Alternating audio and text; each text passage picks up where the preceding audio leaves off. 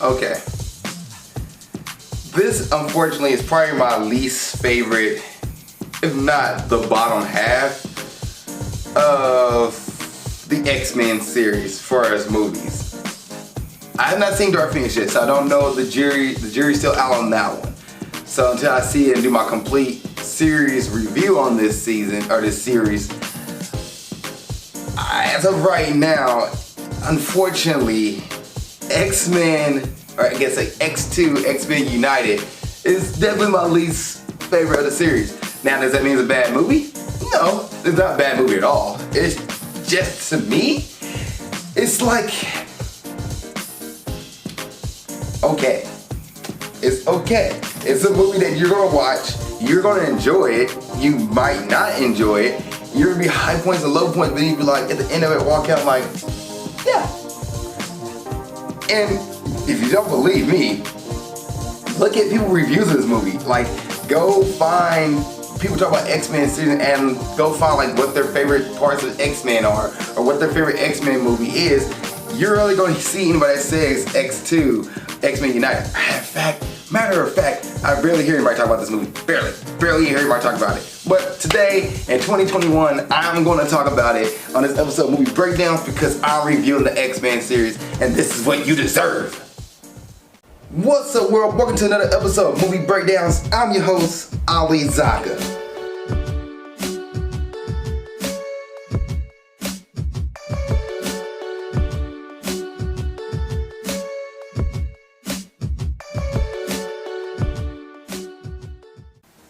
What's up, world? Welcome to another episode of Movie Breakdowns.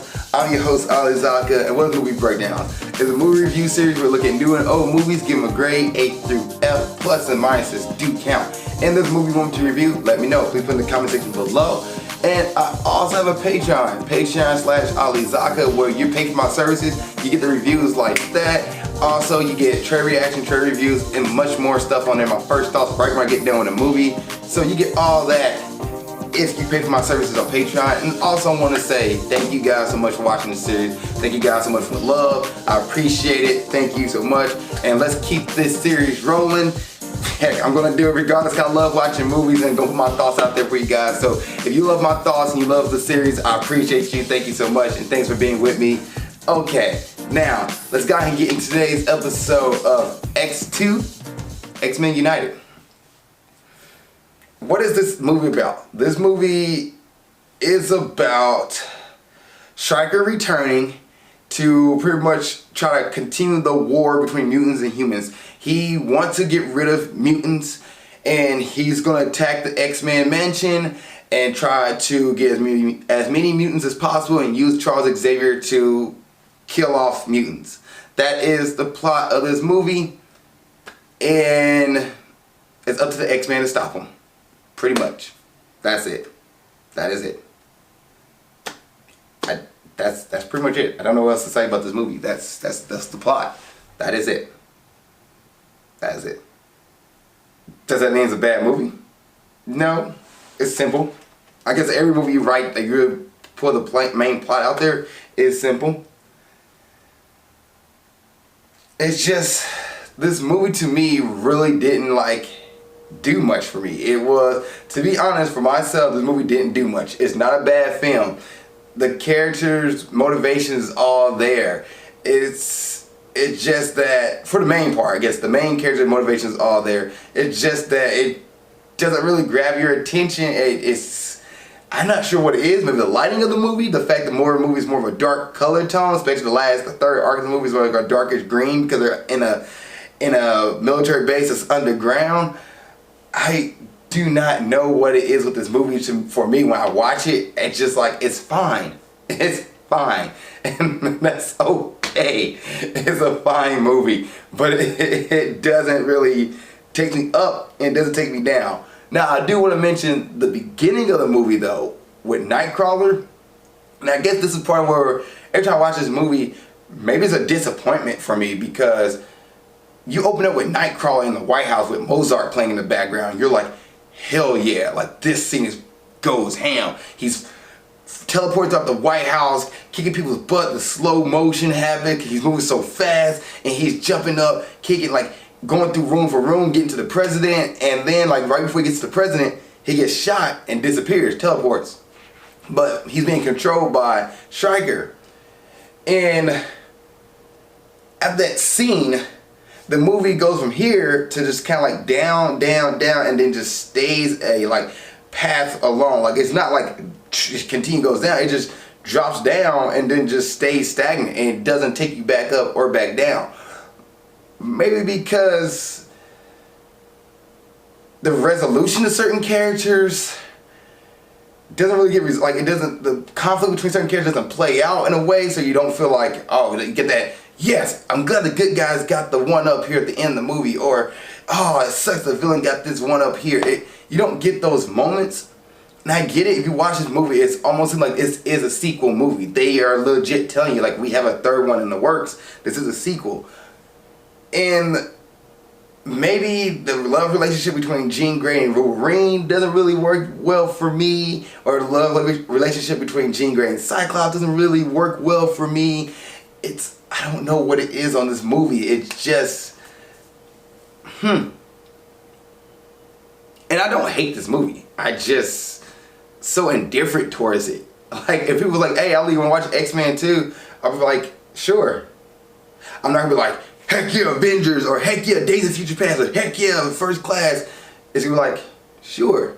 But like, it won't be like, oh no, I'm not about to sit through that. I'm not about to sit through Mortal Kombat Annihilation. I'm not about to sit through Dragon Ball Evolution. No.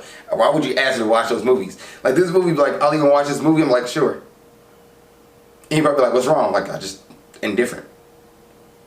I don't know what it is about this movie that makes you feel this way, but I just, and every time I think about this movie, I think about, these are the scenes that pop in my mind. Stryker attacking the X-Mansion, and not Cyclops, but Colossus appearing for the 5 seconds he is in this movie. Wolverine fighting Lady Deathstrike, which you don't know that's Lady Deathstrike until you look at the credits and see that, oh, that's who that is? Because she doesn't have any talking points. And then the White House scene at the beginning of the movie. That's it. And then I watched the movie and realized, oh yeah, the Phoenix Force was in this movie. Jean Grey is tapping into it. She actually dies in this movie. But she put me in love with Cyclops. We don't really get to see that. We get to see Mystique interact with Wolverine, who tried to pretend to be Jean Grey. And then Jean Grey and Wolverine actually talk to each other. And there's this love relationship here that doesn't really work out. I feel like they try to force it to make a plot happen in season, or in episode 3 or movie 3. But I guess the chemistry between, I don't know what it is. I don't know, or maybe this movie wants you to draw from the comic books. I never read the X-Men comic books from this series, so I don't know if Jean Grey and Wolverine legit have an actual love relationship in the comic books versus Cyclops and Jean. I know Cyclops and Jean always been together. They always have a love relationship, and then according to certain media, like Wolverine and the X-Men, Wolverine flirts with Jean Grey a lot, or he has some kind of, like he crushes on her, but it never really showed that Jean Grey does it back. And this movie, Jean Grey just like, hey, you're back. Hey, I'm with Cyclops. I love him. You're a bad boy. I'm like, I don't know, just, this is a movie that just doesn't hit me like the other ones does. It's just okay. Alright, let's get into some box office stuff here. So box office, this movie had a budget of $110 million. It made opening weekend $85 million, grossing United States $214 million, and worldwide this movie made $470 million.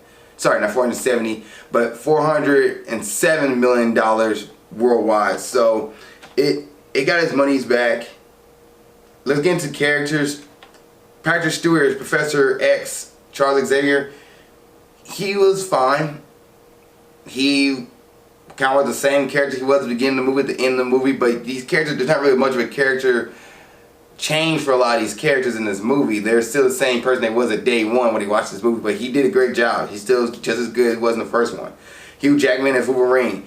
He has a little more character development. He learns more about himself, learn about his past. He figured out who Stryker is, and that Stryker's the one that made him, or changed him, at least changed him to the adamantium monster that he is. So he has a little character development. and his love relationship with Jean Grey, they feel like it's kind of forced, but he has a little more development regarding him. And the movie is more of a Wolverine movie. This becomes his movie. But Logan / Wolverine is played by Hugh Jackman. Great job. Ian McKellen, who plays Magneto, still the same Magneto. Still wants to put the mutants over humans. But yeah, no, he still has the same mentality. Like at the end of the movie, instead of the mutants, there's a part where Charles Xavier gets brainwashed into killing mutants.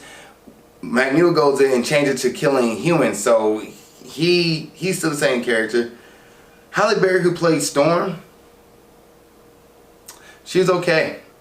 I did more talking points. She's still just part of the team. She's a team member. Famke Janssen, who played Jean Grey, once again, just okay. Still part of the team. She's now filming the Phoenix Force. Apparently, it happened at the end of episode 1. Happened at the end of X-Men 1, which I didn't really see it. And then this movie, it really plays on it more, that she's losing herself and becoming more powerful or kind of uncontrollable. And so she has more of a focal point in this movie that's really leading up to the third movie. James Marsden, who plays Scott Summers, Cyclops, surprisingly wasn't really much in this movie. Like, he was in the first part of the movie, gets captured, comes back at the end, fights Jean Grey, but he wasn't really... I remember him more as a kid in this series, but as watching it now, he's not really in it as much. Anna Paquin, who plays Rogue, she has a relationship, but Rogue still is not like the character you see in the cartoons. She's just Rogue, just another character that kind of Wolverine's kind of like daughter character. Rebecca Romijn, who plays Raven / Mystique. Why is Mystique nude in this movie? I don't get that. But Mystique has more talking points. She talks a little bit more. Brian Cox, who played William Stryker, I thought he did a good job. He was menacing. He was a character he should have been. Alan Cumming, who played Kurt Wagner / Nightcrawler. Design look, Nightcrawler looks awesome. I like Nightcrawler. Beginning of the movie, the character was done great. It just, the rest of the movie, he was not really there. He's there, but he doesn't really have any bigger parts than that. He just kind of just around. And that's just the writers had a way to write Nightcrawler in the rest of the movie. Sean Ashmore, who plays Iceman, he's there. He's a little more protective boyfriend, but he's there. Then you have Alan Stanford, who plays Pyro. Once again, there's another character really more just kind of leads you up to the third movie. But Pyro, Iceman, and Rogue all were together in this movie. They're kind of like friends, and they're just around. They don't do much at the end of the movie. They're just kind of there to kind of help move certain plots along, but they're there. And then Kelly, who plays Lady Deathstrike, I do want to give her a shout out because she's Lady Deathstrike. She has a really cool fight scene with Wolverine, but she doesn't talk. That's pretty much it as far as characters. Music-wise, the music's not really memorable. You won't remember much of the music. And CGI for a 2003 movie, it's good CGI.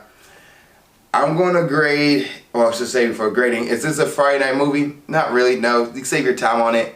And I'm going to grade X-Men 2, or X2, X-Men United, a solid C. A solid C. It's an average movie. You're going to watch it. You might really love it. You might not like it. It's going to be a C movie. That's what it is. It's a C.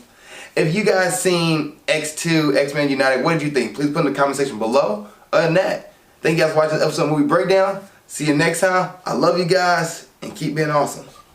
Thank you guys for watching this episode. I really appreciate it. Please like, share, comment, subscribe. Also, you want to see what else I'm doing in my normal life and other things that's going on, please follow me on Instagram at Ali_Zakka. I'll put it right here around my face. Yep, right there. Also, if you want more episodes of movie breakdowns or grind towards success or whatever it is I'm doing on YouTube, you know what? Follow my page right here, like I said before, the little comment thing right there, And then you can watch the last episode of Movie Breakdowns right here, and watch the last episode of Grind Towards Success right there. Other than that, thank you guys so much. I really appreciate y'all. See y'all next time. Keep being awesome.